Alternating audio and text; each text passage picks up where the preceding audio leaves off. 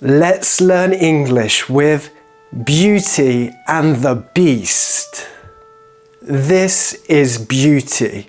She lives in a place with trees, flowers, and animals.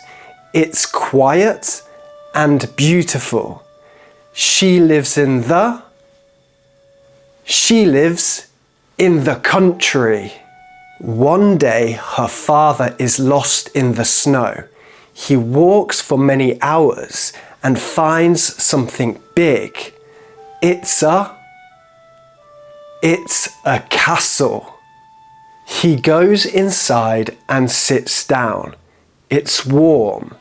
It's safe. He falls asleep. The next morning, Beauty's father walks in the garden. He sees some beautiful flowers. He picks one for Beauty. It smells very nice. It's a rose. But a big angry animal man is there.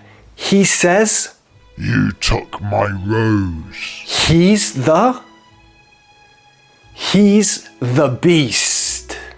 The beast says the father must die unless Beauty comes. So Beauty goes to the castle.